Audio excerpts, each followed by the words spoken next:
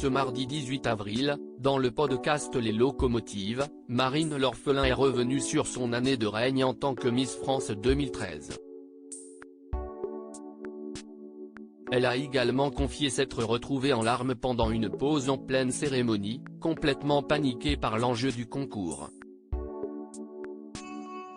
Marine L'Orphelin a changé de vie en s'installant en Nouvelle-Calédonie où elle a rejoint son compagnon, Christophe Malmezac.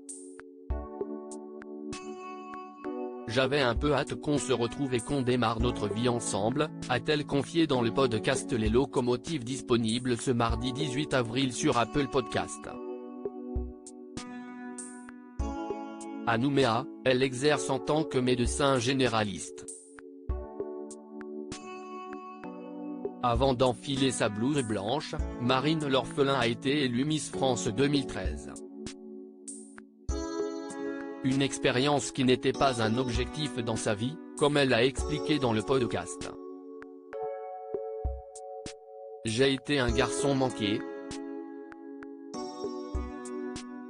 Adolescente, je jouais au foot avec mes potes, je ne me maquillais pas trop, je passais ma vie en basket. Je ne m'identifiais pas forcément à Miss France, a-t-elle confié.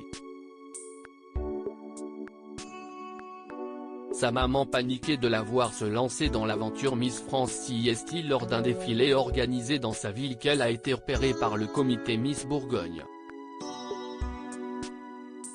Sa grand-mère paternelle adorait l'univers des Miss. Marine L'Orphelin lui avait alors fait la promesse de se présenter un jour au casting Miss France. Finalement, après sa première année de médecine, elle s'est lancée dans l'aventure. Si sa mère a complètement paniqué, son père, lui, a compris que le concours pouvait être une belle opportunité pour elle. Tous les deux l'ont soutenu dans cette aventure. Ils ont toujours tout fait pour mener à bien mes études, et mon autre rôle d'ambassadrice, a-t-elle continué. Ce jour où Marine L'Orphelin a complètement cédé à la panique en pleine cérémonie dans ce même entretien, Marine L'Orphelin est revenue sur sa participation à Miss Monde pendant son année en titre. Elle avait fini deuxième du concours. Mais pendant l'événement, elle a cédé à la panique. Il y a une pause publicitaire et je fonds en larmes, je suis complètement paniquée. Je dis à l'organisation, je devais à ce moment-là faire un discours en anglais, j'ai rien préparé, je ne sais pas ce que je dois dire, ce que je dois faire et je panique complètement à l'idée de pouvoir devenir Miss Monde, a-t-elle raconté. Et de poursuivre, je fais un discours très banal. Je ne montre pas cette envie de gagner.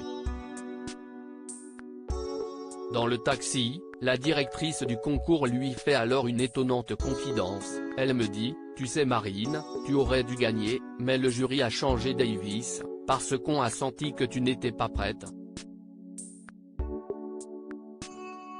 J'ai manqué cette opportunité. Si est-il vraiment le seul regret que j'ai, a-t-elle confié. À lire aussi Ça devient n'importe quoi, Marine L'Orphelin se livre sur son plus gros complexe et la façon dont les réseaux sociaux l'ont aidé à le surmonter.